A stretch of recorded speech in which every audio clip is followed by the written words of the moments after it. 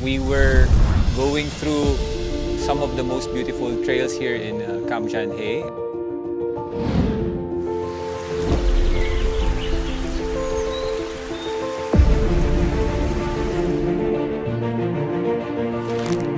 There were a lot of uphills and a lot of technical downhills. I really recommend doing the VJ 100 trail.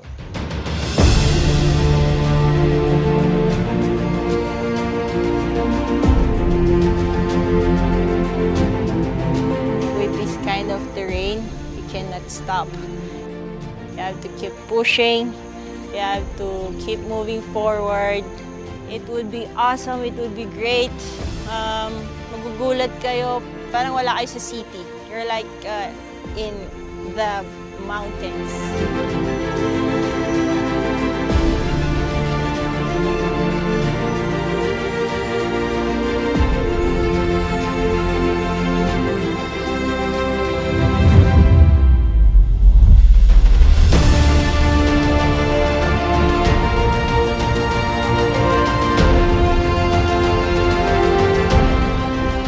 The run is amazing. The trail is amazing as well. Difficulty, mahirap siya.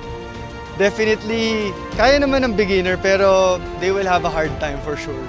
They have to practice the climbs and the descents. And then, yun, prepare sila for technical terrain because this is very technical.